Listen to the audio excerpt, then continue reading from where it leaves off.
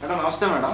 చెప్పు. సో ఎన్నికల దగ్గరికి వస్తూ ఉన్నాయి, కానీ ఇప్పటికీ కూడా 2019 ఎన్నికల డిస్కషన్స్ అయితే రాష్ట్రంలో కనిపిస్తున్నాయి. ప్రధానంగా అమరావతి ప్రాంతం ఏదైతే 2 నియోజకవర్గాలు ఉన్నాయో, అమరావతి ప్రాంతాన్ని గత ప్రభుత్వం ఫిక్స్ చేసిన ప్రాంతంలో ఓడిపోవడానికి కారణం ఏంటంటారు అసలు? అంటే ఇప్పటికి కూడా వాటి మీద విపరీతమైన చర్చలు నడుస్తూ ఉన్నాయి.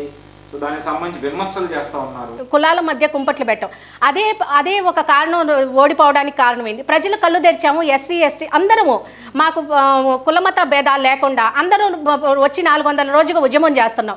ఆ ఉద్యమం మా గుండె మంటల్లో నుంచి వచ్చిందే ఆ ఉద్యమం, అమరావతి ఉద్యమం. అంతేగాని ఇప్పుడు కులాల గురించి మేము మాట్లాడదలుచుకోవట్లేదు. ప్రతి ఒక్కరూ రోడ్డు మీదకి వచ్చి 400 రోజుగా మేము ఉద్యమాన్ని చేస్తున్నాం.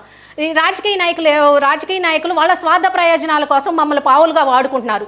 ఈ పావుల్లో మతం అనే దాన్ని మెయిన్గా తీసుకొస్తున్నారు.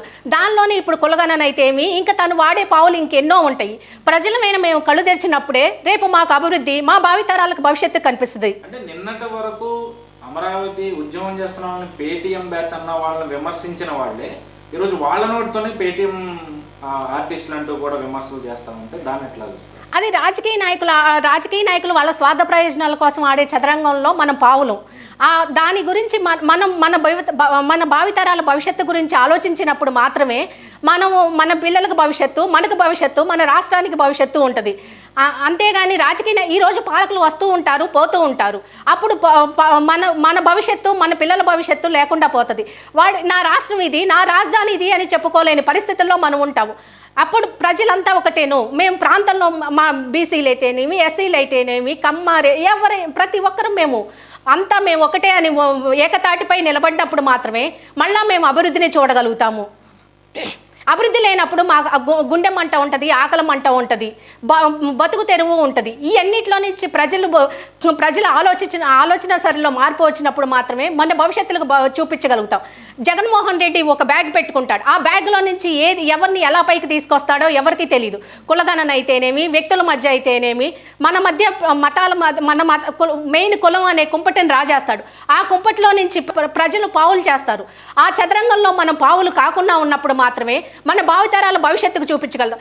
నా రాజధాని ఇది అని చెప్పుకునే పరిస్థితుల్లో మనం ఉండగలుగుతాము.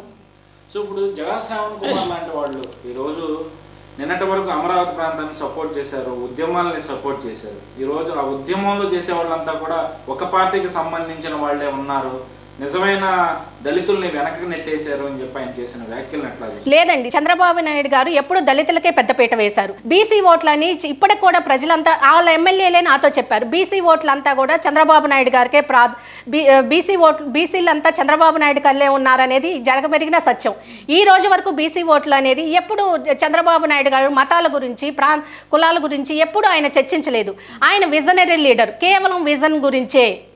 ఆయన ఇప్పుడు జాబ్ క్యాలెండర్ విడుదల చేయలేదు. దానివల్ల నష్టం ఎవరికి?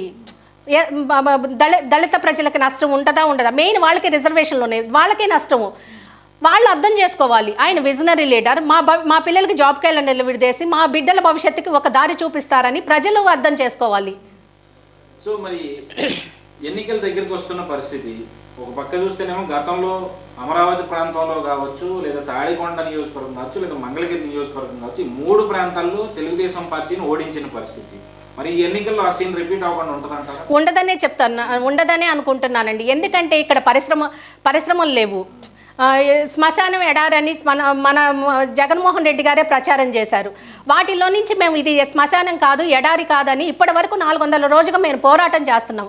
ప్రజల్లో మార్పే మాకు కావాల్సింది. పక్క రాష్ట్రంలో ఈరోజు ఎన్నికలు జరిగినప్పుడు విద్యార్థుల ఆత్మత్యాగాల మీద వచ్చిన తెలంగాణని ఇవాళ ప్రజలు అర్థం చేసుకుని 10 సంవత్సరాలు మభ్యపెట్టినా ఇవాళ ఆత్మత్యాగాలకు న్యాయం జరగలేదని ఇవాళ ఎలా అయితే వాళ్ళు తీర్పిచ్చారో మన ప్రజల్లో కూడా మార్పు వచ్చి మన భవిష్యత్తు గురించి ఆలోచించినప్పుడు పరిశ్రమలు లేక, ఐటీ రంగం ఇన్ఫ్రాస్ట్రక్చర్ డెవలప్మెంట్ లేక రాజధాని ప్రాంతంలో ఇంత అభివృద్ధి అనేది ఏ మాత్రం లేని ఈ రాష్ట్రంలో ప్రజల్లో మార్పు కావాలి. ప్రజల్లో మార్పు వచ్చినప్పుడే నిజమైన ప్రగతి కనిపిస్తుంది. మరి తెలంగాణ గురించి మాట్లాడుకోవాల్సి వస్తే మార్పు కనిపించింది. అది ఆంధ్ర వరకు ఎంత వరకు ఎఫెక్ట్ ఎంత చూపిస్తుంది అనుకున్నప్పుడు ఇప్పుడు లోకేష్ పాదయాత్ర కానీ చంద్రబాబు నాయుడు కానీ మీరు భయపడవద్దు అని చెప్పినప్పుడు కేసుల ప్రభావం అయితేనేమి, కేసుల ప్రభావం వల్ల భయపడి ఎవరు రాలేదు. ఈ రోజు ప్రతి ఒక్కరూ ఆయన అడుగు తీస్తే అడుగులేనివేనంతగా స్వచ్ఛందంగా ముందుకు వస్తున్నారు. ఏ పార్టీలు బెదిరించడానికి వీల్లేదు. ఈరోజు స్వచ్ఛందంగా బయటకు వచ్చి స్వచ్ఛందంగా ముందుకొచ్చి తమ మద్దతును తెలిపి చంద్రబాబు నాయుడు అరెస్ట్ విషయంలో అయితేనేమి ప్రజలు బయటకు వచ్చి ఈ రోజు కొన్ని వేల మంది ఆయన అడుగేస్తే అడుగు తీయలేనంతగా మద్దతు తెలుపుతున్నారు. తమ సమస్యలు, ఈ ప్రజా సమస్యలు ఇవన్నీ చెప్తున్నారు. అది మార్పుకు సంకేతం అని మేము అనుకుంటున్నాము.